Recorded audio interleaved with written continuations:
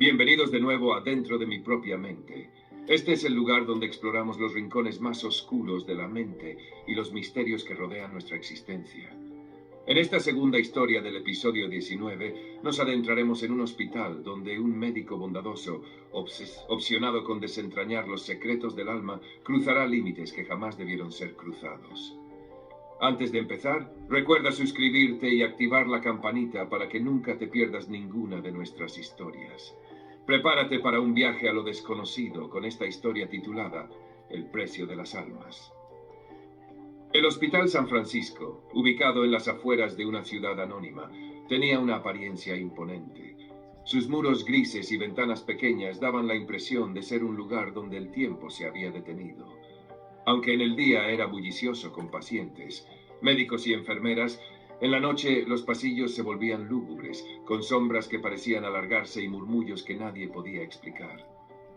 El doctor Emilio Navarro era una figura destacada en aquel hospital. Un hombre bondadoso, de mediana edad, con ojos cansados pero llenos de compasión. Durante años, Emilio había dedicado su vida a aliviar el sufrimiento de los pacientes terminales. Sin embargo, había algo que lo atormentaba profundamente: la inevitabilidad de la muerte. Había visto a decenas de pacientes morir en sus manos, y cada vez que cerraba los ojos podía sentir cómo sus almas parecían abandonar el cuerpo. No era una sensación física, sino algo más etéreo, como si el aire cambiara, como si algo invisible se desvaneciera. Esta experiencia repetida encendió en Emilio una obsesión. Quería entender qué pasaba con el alma después de la muerte. Emilio comenzó a investigar formas de capturar el momento exacto en que el alma dejaba el cuerpo. Instaló cámaras infrarrojas en las habitaciones de los pacientes terminales, grabadoras de sonido y sensores de movimiento. Sus colegas lo consideraban un excéntrico, pero él no se detuvo. Lo hacía con una mezcla de curiosidad científica y deseo de consuelo, creyendo que si lograba entender la muerte, podría ofrecer algo más que palabras vacías a quienes se enfrentaban a ella. Después de meses de pruebas infructuosas, una noche finalmente sucedió algo extraño. Una paciente, una mujer mayor llamada Rosa, falleció mientras Emilio estaba en la habitación. Mientras cerraba sus ojos, un destello de luz se reflejó en la cámara. Al revisar las grabaciones más tarde, Emilio vio algo que lo dejó sin aliento. Una forma translúcida, vagamente humana, que parecía elevarse del cuerpo de Rosa y flotar por unos segundos antes de desaparecer. Esto fue suficiente para Emilio. Sabía que estaba en el camino correcto, pero quería más. No quería solo observar las almas, quería interactuar con ellas. Así comenzó su verdadera obsesión. Emilio diseñó un aparato inspirado en campos magnéticos y técnicas de criogenia que, según sus cálculos, podría contener un alma por un periodo limitado. Aunque era una idea descabellada, dedicó meses a perfeccionarla. Finalmente, llegó el día en que decidió probarlo.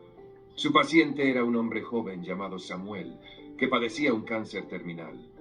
Emilio, cargado de culpa, justificó su experimento diciendo que Samuel había expresado su deseo de que la muerte tuviera algún significado. Con el aparato preparado, Emilio esperó el último aliento de Samuel. Cuando llegó el momento, encendió la máquina. Un zumbido llenó la habitación, y por un instante, Emilio vio cómo el alma de Samuel comenzaba a desprenderse. Pero en lugar de desaparecer, fue absorbida por el aparato. Emilio temblaba mientras observaba la pequeña esfera de energía atrapada en el dispositivo. Lo había logrado. Esa noche, Emilio permaneció solo en su oficina, contemplando el aparato con el alma atrapada en su interior.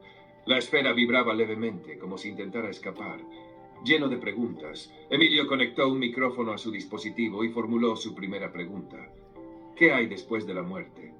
Durante unos segundos no hubo respuesta, pero entonces una voz baja y cargada de tristeza resonó: oscuridad y recuerdos. Emilio sintió un escalofrío. Continuó haciendo preguntas, intentando entender lo que ocurría al otro lado. Samuel le habló de un lugar entre la vida y la muerte, un limbo donde las almas estaban atrapadas entre sus miedos y arrepentimientos.